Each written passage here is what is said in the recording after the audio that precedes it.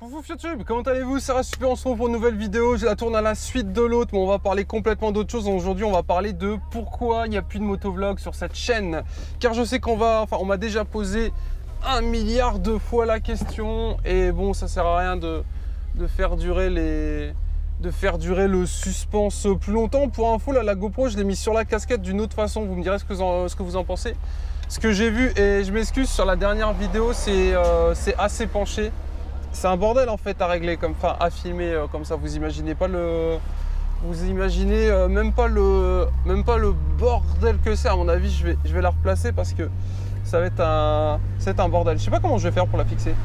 Bref, pourquoi il n'y a plus de motovlog sur cette chaîne? Pour information, tout simplement parce que je n'ai plus de moto. Alors je n'ai plus de moto pour plusieurs raisons. Vite fait, pour vous expliquer un petit peu l'idée, quand j'étais gamin, je rêvais d'avoir une moto. Donc ce qui impliquait de passer son permis moto. J'ai passé mon permis moto 1 an après avoir eu mon permis voiture. Donc je l'ai passé direct quoi. De suite après, j'ai directement passé mon... je viens de là-bas. J'ai directement passé mon... hop là. J'ai directement passé mon permis moto. Hop là, 1 an après avoir passé mon permis voiture. Et j'ai eu ma moto avant d'avoir mon permis moto. Voilà, un truc à pas faire parce que pour information, j'ai raté à la conduite mon permis et du coup j'avais ma moto chez moi sans mon permis. Je vais pas vous mytho, il y a de quoi être assez dégoûté quand même quand ça vous arrive. Pour info, j'ai commencé avec une ER6F Kawasaki 650 parce que j'avais appris sur une ER6N et j'adorais cette moto. Et vu que j'avais appris sur cette moto, je voulais continuer d'apprendre sur ce modèle. Du coup, j'ai eu une ER6, vous l'avez peu connue parce qu'en fait, j'ai fait que 2 vidéos avec. Je crois qu'ils sont dispo sur cette chaîne d'ailleurs, ça tombe bien. Et waouh, il y a du vent ici. Et à la suite de ça, au bout de 2 ans, donc une fois que j'avais plus ma bridage, parce que donc j'avais une bride, on va essayer de pas écraser le chat. Donc j'avais une bride de 34 chevaux, puisque j'ai l'ancien permis pour information. J'ai pu passer sur un Kawasaki Versys 1000. Donc c'est la moto qu'a Wallan, et d'ailleurs c'est comme ça que j'ai rencontré Wallan. Et oui, j'ai toujours mon motovlog avec Wallan à monter, mais vu que j'ai plus de moto, je sais pas si ça vaut encore le coup, ou peut-être pour la nostalgie, ce serait mon dernier motovlog, on verra. Mais donc du coup j'avais un Versys en 1000, un Versys 1000 en Kawasaki, donc une grosse moto avec des valises. C'est comme ça que j'ai commencé à faire des motovlogs sur YouTube et c'était un vrai plaisir, c'était vraiment super stylé. Le Versys était vraiment cool à conduire et c'est là du coup que j'ai découvert que j'étais pas le seul à avoir cette bécane. Wallan avait la 650, je crois qu'il l'a toujours, je sais plus, mais enfin bref. Du coup, à la suite de ça, j'ai roulé. Le Versys 1000, c'est super stylé. C'est super agréable en duo, c'est très confortable. On est super bien. Enfin, c'est sûrement l'une des motos les plus confortables que j'ai eues sur les 3 que j'ai eu. Le Versys 1000, quand t'es grand, c'est vraiment génial. La selle est super confortable, la selle est énorme. C'est joueur, il y a de quoi faire parce que pour info, dans le Versys 1000, c'est le moteur. Grâce toi. Ouais, les bébés. Pour info, le Versys 1000, c'est le moteur du Z1000 en un peu moins nerveux. Donc c'est très joueur, c'est très sympa, c'est très gros, très chiant lorsqu'il faut faire une marche arrière, très chiant lorsqu'il faut se garer dans une montée ou dans une descente. Enfin bref, c'était cool pour faire des balades, mais pas très pratique. Et personnellement, au début, je roulais beaucoup, mais plus j'avançais dans le temps, au fur et à mesure des mois et des années, je roulais de moins en moins. Et à la fin, je roulais que 3 mois par an alors que je payais une assurance tout risque sur 12 mois. Donc ça me coûtait beaucoup d'argent et au final, peu de plaisir, on va dire. À la suite du coup de mon Versys, j'ai décidé de le vendre parce que je me promenais pas tant que ça en duo avec madame. Et vu que j'allais de temps en temps sur l'île, en ville, etc., sur l'autoroute, pour faire du double fil, etc., c'était chiant. Et même le Versys était trop gros. Je voulais quelque chose de plus fun, de plus petit. Et du coup, j'ai opté pour un Roadster. Et donc, j'ai pris un Z1000. Alors Z1000, je voulais un Z1000 SX à la base, mais le Z1000 SX coûtait beaucoup plus cher et c'était pas possible, quoi. Du coup, je me suis rabattu sur un Z1000 de 2008, full black, tout équipé, une double sortie en déville déchicanée, une bécane débridée à 125 chevaux, enfin un monstre de guerre, un bruit de titan, où j'allais n'importe où, je me faisais repérer directement. C'était pas vraiment le but et ça m'a pas, enfin, ça me dérangeait pas, mais c'était vraiment la moto tape à l'œil, quoi. Dès que j'allais quelque part, ça se retournait, je faisais un bordel de fou. La moto était, enfin moi je trouvais que ma moto était super belle, Z1000 noir, tout black, etc.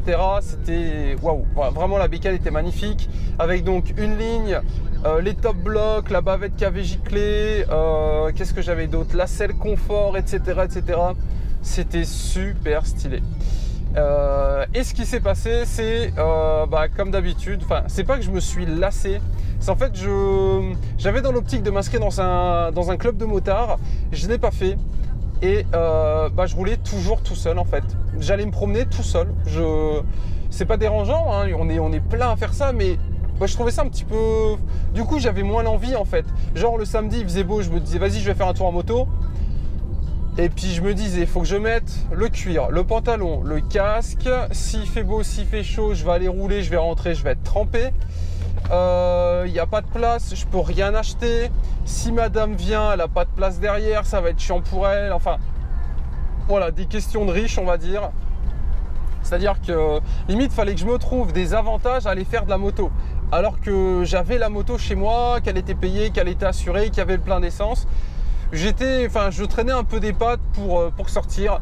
Je me suis pas fait peur. J'ai déjà eu des accidents en moto, mais aucun rapport avec l'arrêt, avec du moins l'arrêt de la moto pour moi, parce que là on est sur un arrêt pas définitif, mais on est sur un arrêt de quelques mois voire années. J'ai envie de reprendre une moto, mais j'ai envie d'en reprendre une dans un an plus tard en fait, parce que là j'avais voiture et moto, et même maintenant j'avais du coup 4x4 et moto. Et ça va faire bizarre, mais je m'amuse plus avec le 4x4 en fait. Je suis en t-shirt, je suis en basket, je suis en short, il fait beau, j'ai la clim, je suis bien assis, je me prends pas tout le vent dans la gueule. Si je fais un accident, il y a peu de chances que je me tue du premier coup, on va dire. Enfin, vous voyez un petit peu l'idée. J'ai pas à avoir un gros blouson sur moi et je peux, enfin voilà, madame peut venir, etc., etc. Et je m'amuse 1000 fois plus avec ce 4x4. Je le mets en mode essence et je vous ferai une petite vidéo plus tard si ça vous intéresse. Je le mets en mode essence, mais c'est un délire en fait. J'avais jamais connu ça avec une voiture. Avant j'avais une 307 essence 1,6 litre 110 chevaux, donc ça n'a rien à voir avec ça. Et déjà avec une 307 c'était cool, mais voilà, là avec le X3 c'est très confortable, c'est très puissant, c'est très nerveux, ça fait beaucoup de bruit, je m'amuse en fait, voilà, je m'amusais plus vraiment en moto pour le moment et je m'amusais plus avec le 4x4. Du coup, la moto a été vendue pour information. Alors j'aurais pu vous faire une vidéo, je me suis fait voler ma moto, explication, tendance, hand spinner, mais voilà, on va se respecter pour cette vidéo, on va rester calme. Du coup, j'ai décidé de vendre ma moto, ça m'a permis notamment de financer l'achat de cette voiture. J'ai également vendu ma voiture d'ailleurs, parce que ça ne sert à rien. Et ce qu'il faut savoir, c'est que donc avec le Z1000, je crois que j'ai roulé 2000 km en un an avec. Donc genre, c'est rien du tout, je roulais jamais avec, sauf pour faire des vidéos. Je vais vous dire un truc, les seules fois où j'ai sorti le Z, sauf au début, hein, mais au bout de quelques mois, au bout d'un an, je ne sortais les Z que pour faire des motovlogs. C'est tout, sinon je ne le sortais quasiment jamais. Parce qu'il fallait s'habiller, s'équiper, il faisait chaud, c'était chiant. Quand j'avais des courses à faire, je ne pouvais pas prendre la moto. Du coup, je sortais la moto pour aller me balader. Et me balader tout seul pour rentrer, être trempé et me balader. Enfin, je passe mon temps à me paumer. Enfin, c'est joli par ici, il n'y a pas de souci, mais voilà, voilà. Du coup, je me suis dit, mon Z1000 valait encore pas mal d'argent, plus de 5000 €. Et vu que cette voiture coûte moins de 5000 €, je me suis dit, et que je voulais changer de voiture, je me suis dit, écoute, vends ta moto, récupère plus de 5000 boules, achète, fais-toi plaisir, achète un 4x4, parce que je voulais un 4x4, je voulais une grosse voiture. Je me suis dit, fais-toi plaisir, achète une grosse voiture, tu n'auras peut-être pas l'occasion de le faire plus tard. Enfin après, faut se faire rêver aussi. Je pense que faut aussi se faire un petit peu plaisir, surtout quand on peut le faire. Donc je me suis dit, je vends ma moto que j'utilise jamais, enfin quasiment jamais. J'achète une grosse voiture en Angleterre, je l'importe. Du coup, j'ai cherché ce que je voulais et ça m'a motivé, non pas à continuer la moto, ça m'a motivé à la vendre et à faire un nouveau projet en fait. Et du coup, mon nouveau projet, c'est ça. C'était importer une voiture d'Angleterre, une grosse voiture et rouler avec et me faire kiffer, etc. Alors, je sais pas dans combien de temps je vendrai... Le mec a choqué. Je sais pas dans combien de temps je vendrai cette voiture. Ça dépendra de, on va dire, de mes humeurs. Enfin, après, voilà, on se connaît pas vraiment, mais je pense qu'on a chacun des objectifs, des rêves, des buts. Quand j'étais plus jeune, je voulais une moto. J'ai eu une moto, je voulais une grosse moto, je voulais un 1000. N'importe quel 1000, je voulais juste rouler en 1000. J'ai roulé en 1000, j'ai eu un VR6, j'ai eu un Z. J'étais tenté pour passer sur une sportive, un ZX10R ou quelque chose comme ça. Et je me suis dit, si c'est pour rouler 2000 km par an, vu le prix que ça coûte à l'année, entre nous, vaut mieux que j'en loue une ou que j'en loue une pour 2 mois en fait. Et donc je me suis dit, tu veux changer de voiture, tu as besoin de cash, on va dire, vends ta moto, achète ça, que tu pourras revendre plus cher que le prix que tu as acheté, parce que même si c'est un volant à droite, ça vaut quand même de la thune. Et vu que c'est boîte auto, converti GPL, carte grise essence, enfin carte grise GPL, c'est le type de bagnole que tu trouves pas sur le bon coin en fait. 3 litres essence GPL, carte grise française GPL, les pneus intérieur cuir, tout est en excellent état, un kit aéro dessus parce que donc il est kitté au niveau de la carrosserie. Alors ça fait très Jackie Tuning, mais vérifiez les photos, le XE3 est kitté, il y a un kit carrosserie tout autour, kit aéro à ce que j'ai compris. Donc on est sur un véhicule quand même assez haut de gamme, assez sympathique. Du coup je me suis dit, vu que j'ai pu faire une bonne affaire, vu que bon, comme je l'ai laissé sous-entendre, je l'ai payé moins de 5000 euros. 5000 euros, c'est, enfin, pour ce type de bagnole, c'est rien du tout. Pour 5000 euros en France, t'as un véhicule accidenté, quoi. Donc du coup, boum, me voilà dans un petit X3 et du coup, vous l'aurez compris, c'est la fin des motovlogs malheureusement. Lâche un like si t'es triste, mais attention. Déjà, il me reste un motovlog à monter, le motovlog de Wallan, ça va peut-être me motiver à le faire. Faut que je le recontacte pour voir si ça vaut vraiment le coup que je le sorte ou alors je le garde et puis je sais pas, j'en ferai un best-of ou je le mettrai quand je reprendrai les motovlogs histoire que ceux qui s'abonnent ne s'abonnent pas pour rien. Deuxième truc, j'ai contacté mon assurance. Pendant 2 ans, je peux faire ce que je veux, je perds pas mes points, je perds pas mes points, je perds pas mon bonus. Donc dans 1 an et demi, attention, vu que je vis dans une région où il y a pas mal de bois, pas mal de forêts, j'ai dans l'idée d'acheter un Supermoto. Non pas pour faire des wheels en ville et faire tout ce que tu veux, tu vois, chacun sa vie, non merci.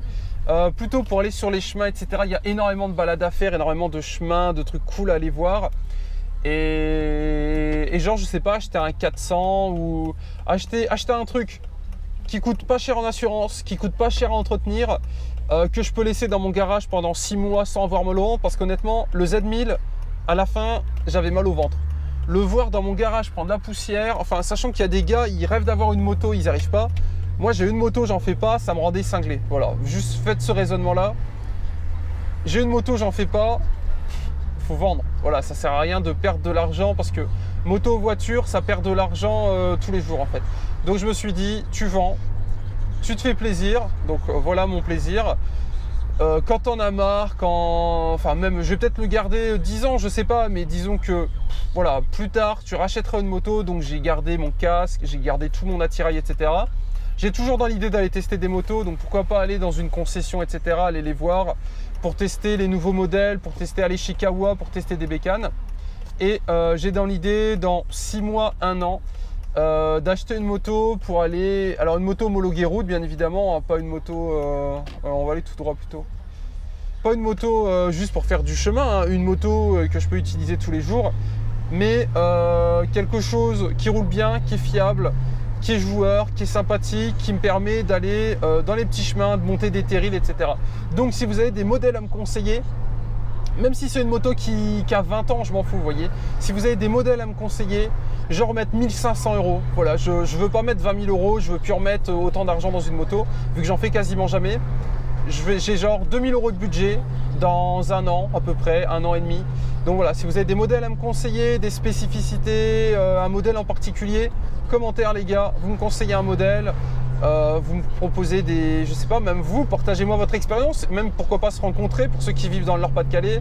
Si vous avez un petit peu des envies comme moi d'acheter une moto, mais pas pour se ruiner et pas pour qu'elle dorme dans un garage, mais pour aller sur la route, aller sur les chemins, faire des balades en moto, etc. Ça m'intéresse, ça peut être super sympa à faire en plus.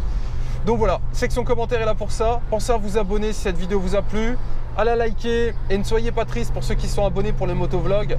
Les motovlogs reviennent très bientôt dans quelques mois. C'est juste, on va dire, une petite pause et vous me direz ce que vous pensez de la vue GoPro comme ça. Alors à mon avis, c'est très bancal. Mais écoutez, la GoPro est sur ma tête, donc je suis en train de chercher des idées.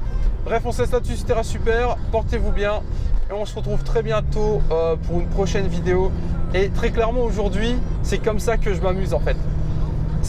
Alors c'est pas le fait d'être à 120 km/h sur une route limitée à 70, attention, mais c'est plaisant, c'est le fait de se balader, de rouler, voilà, vous l'avez compris, je vais perdre mon permis rapidement. Bref, on se laisse là-dessus, reste super, YouTube, bisous, tchou tchou, au revoir.